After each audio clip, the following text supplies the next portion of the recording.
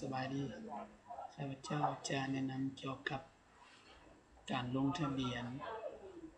นำใช้บทเรียนอิเล็กทรอนิกส์ของโรงงานสามครูเนาะก่อนอื่นให้ท่านเข้าไปที่เว็บไซต์ตัวนี้เนาะนี่เว็บไซต์ที่มีชื่อว่า www.timid/mos.go.la/election/login.php นี่เนาะพิมพ์เข้าไปแล้วเราจะคอย enter แล้วเราจะเห็นหน้าตาของมันจะเป็นอันนี้เนาะเป็นหัวปื้มสีแดงหลังจากนั้นเราจะมาลงทะเบียนคลิกใส่บอลลงทะเบียนที่ลุ่มนี้นะเบื้องขวามือลุ่มสุดจะเขียนว่าลงทะเบียนเอาคลิกเข้าไปแล้วก็รอถามเบอร์หนึ่งหลังจากคลิกลงทะเบียนแล้วจะเห็นหน้าตาเป็นอันนี้นี่เนาะในเมื่อเห็นหน้าตาแบบนี้เราก็กรอกข้อมูลเขาลงตามนี้เลยเนาะตัวอย่างว่ารูปภาพรูปผู้นำไส้เขากับบ้าเอารูปเขาเอาไว้บนไหนตัวอย่างข้าพเจ้าจะยกตัวอย่างเนาะตัวอย่างว่ารูปใดก็ได้เนาะตัวอย่างข้าพเจ้ารูปนี้หรือว่ารูปนี้ก็ได้ตัวอย่างเอาค่ะ Open เวลานี้ซื้อรูปเขาจะมาแล้วหลังจากนั้นก็กรอกซื้อเข้าไปตัวอย่างซื้อเนาะซื้อเขาก็ใส่ซื้อเป็นภาษาลาวก็ได้เนาะมันเป็นอย่างแล้วนางคำใบ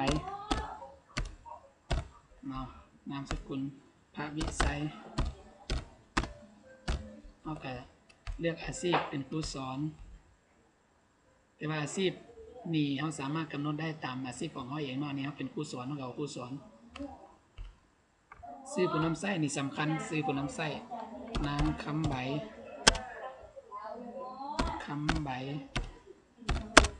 พระวิสัยอันนี้ให้ชื่อไว้สำคัญซื้อผู้ไส้นี่เนาะหลังจากนั้นเขาก็เลือกเพศ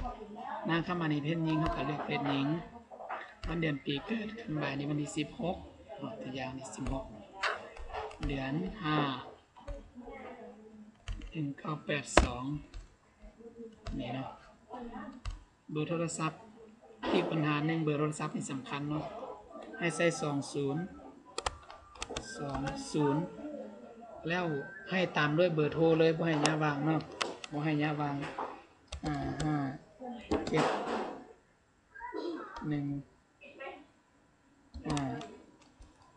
5571715941นะ55715941ถึงแล้วเนาะเบอร์โทรนี่บ่ให้ยะวางให้ตีเรียงไปเลยเริ่มจาก20ขึ้นหน้าหลังจากนั้นแขวงเนาะก็เลือกรถนครหลวงก็อยู่นครหลวงหลังจากนั้นเมืองมันจะเด้งขึ้นมาหลังจากเขาเลือกแขวงแล้วบางอย่างก็เลือกเมืองหาดทรายฟองตัวอย่างเนาะมันจะเลือกเมืองแล้วบ้านก็จะเด้งขึ้นมาตามหลังเราถ่ายเน็ตสร้างนิดนึงก็เลือกบ้านดงคำสร้างดงคำสร้างเห็นบอกดงคำสร้างอยู่ใส่ดงคำสร้างไหนเนาะดงคำสร้างอีเมล address ใบเป็นภาษาไทยเนาะใบ_พระวิสัย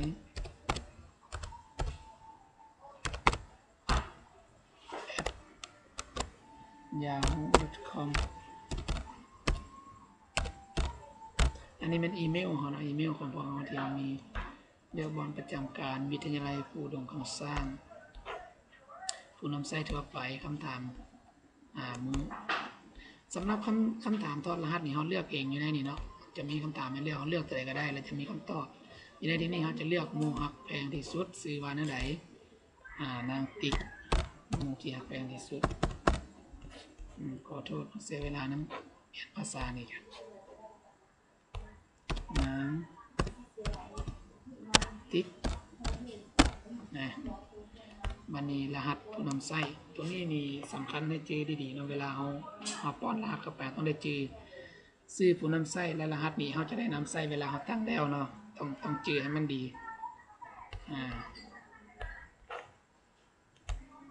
สำหรับรหัสนี้เนาะข้าพเจ้าเสวาภาวิสัย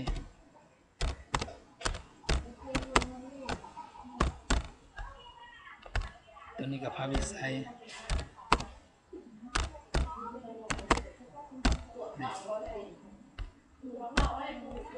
หลังจากนั้นรหัสผ่านบอกกันก่อนถึงไหมวิสัย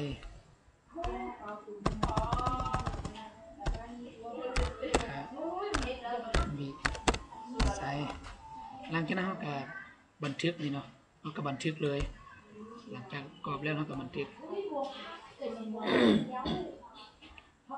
รอถ่าเนาะไปรอถ่าด่วนสมควรเพราะว่าเน็ตอินเทอร์เน็ตซ่าต้องใช้เวลาในการรอถ่า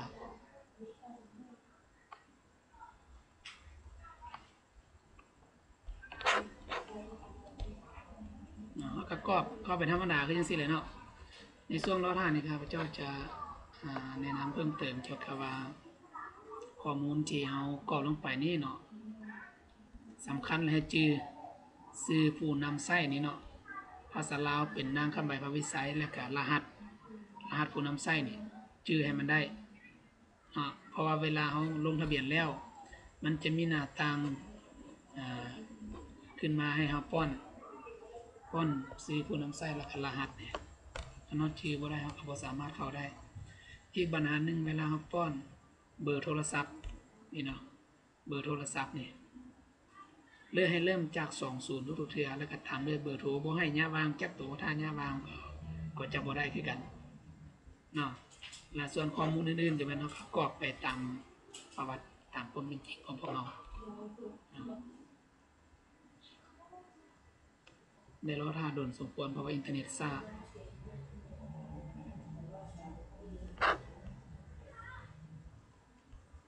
หลังจากเราลงทะเบียนตัวนี้แล้วเนาะมันก็จะปรากฏมีข้อความขึ้นมาบอกว่าได้บันทึกแล้วเนาะในเมื่อได้บันทึกแล้วเราก็ต้องได้ไปคือจังซี่เนาะเบิ่งแบบนี้ถ้ายังบ่ได้เด้อ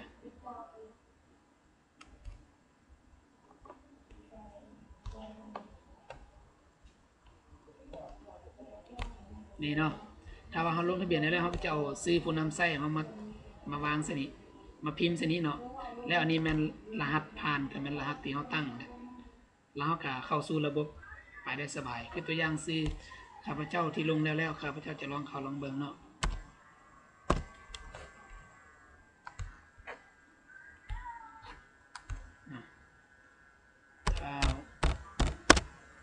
เคยคงนางละนี่เนาะซื้อไม่มีแล้วอันนี้รหัสปงดาราเข้าสู่ระบบ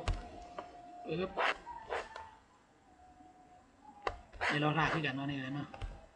ใช้เวลาโดนสมควรเพราะว่าเน็ตซ่า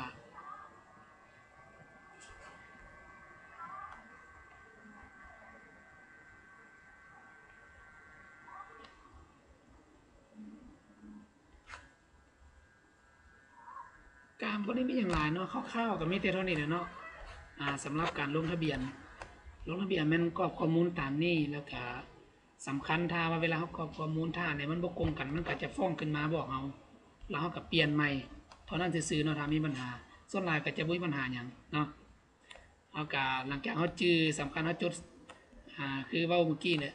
จื้อไว้ซื้อผู้นำไส้ให้จดไว้แล้วก็รหัสเขาตั้งไว้จังไดให้จดไว้เนาะเวลาเขาเข้าไปคือนี่ตัวอย่างนี่ข้าพเจ้าเข้ามาแล้วเนาะเข้ามาแล้วจะเห็นเป็นอันนี้เขาบอกว่าบทเรียนอิเล็กทรอนิกส์สายสร้างครูเนาะราคามีรายการต่างๆอยู่ในนี่แหละเขาก็เลือกเบิ่งเนาะเนี่ยก็จะเห็นซีข้าพเจ้าอยู่ในนี้มาถ้าเตยบงดาราอะไรหู้ตัวนี้ก็จะเป็นหู้ข้าพเจ้าอันนี้อินเทอร์เน็ตมันซ่ามันก็เลยว่ายังบ่ทันได้โหลดหู้เถื่อเนาะมันยังปิ่นอยู่ ฉะนั้นสำหรับวิดีโอนี้ข้าพเจ้าก็ฝากไว้ถ้ามีปัญหาอย่างก็ส่งข่าวสะท้อนคืนได้หรือว่าส่งข่าวคืนได้ว่ามันมีปัญหาในใดเนาะก็ส่งคืนได้สำหรับวิดีโอนี้ข้าพเจ้าขอฝากไว้คืนนี้เนาะขอขอบใจ